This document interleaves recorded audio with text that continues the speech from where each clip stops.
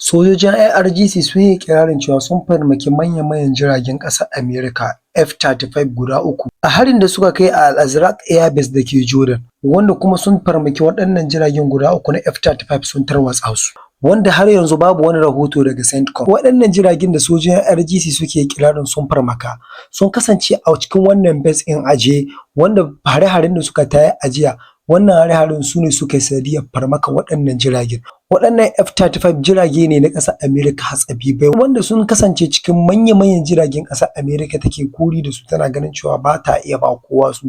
wanda idan ma za a siyan ma da su sai an ma jan aji da renin wayo.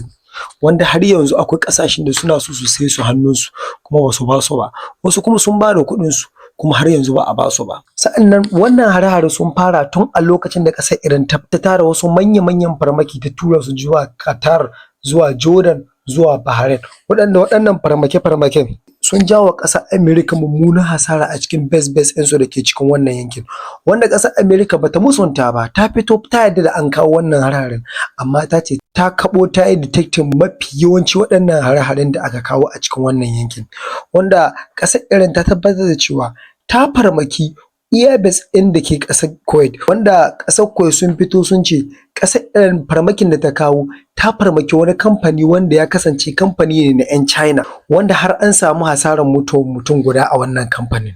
Sa'annan ƙasar Iran ta ƙara sanar da cewa Strait of Hormuz zai kasance a rufe har sai ƙasar Amerika ta fita daga cikin wannan yankin kuma ta cire bakinta da katsalanda a cikin al'amuran ƙasashen gabas ta tsakiya. Waɗannan hare-hare ƙasar Iran bayan ta ƙaddamar da su, a nan fa ƙasar Amerika ta tara manya-manyan jiragenta suka shigo cikin yankin ƙasar Iran, wanda suka kai farmaki a cikin Qassim Island, wanda wannan Qassim Island an ga farmake-farmake a cikin Qassim Island, wani sun farmaki wani guri wanda gida ne, ba su farmaki ma'ajiyar makamai ba, ba su farmaki guri wanda yake na ɗaukar intelligence ba, sannan ba su farmaki guri wanda sojoji suke ba, sun farmaki gida ne inda civilian suke a cikin wannan yankin. Bayan wannan fashe-fashe da ake ta ji a wannan guri, wanda an zargi ƙasar Amerika da kai farmaki a civilian place a cikin wannan Qassim Island ɗin. Sannan ƙasar Amerika tana nan tana shirin ƙaddamar da shirye-shiryen hare-haren da za ta ci gaba da kaiwa, wanda tana tunanin zai iya kai ta sati biyu a cikin wannan yaƙin.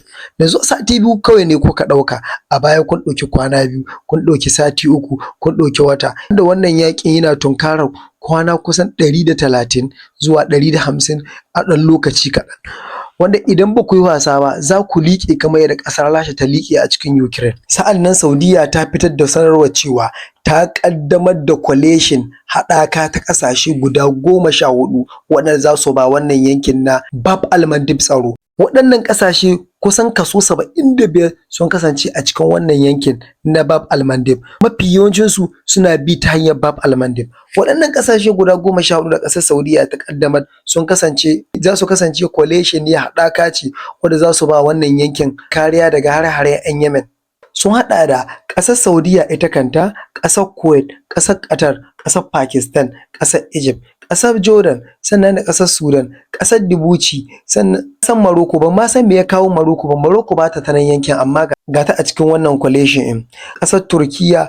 sa'annan da ƙasar Somalia. Somalia tana cikin wannan yankin na Bab al-Mandeb, kusa-kusa ma ita ke da ita ƙasar Yemen. Sannan ƙasar Turkiya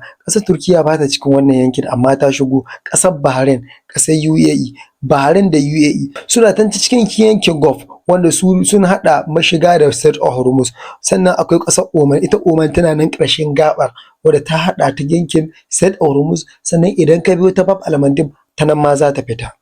Waɗannan ƙasashe 14 ne Saudiya ta ayyana cewa za su yi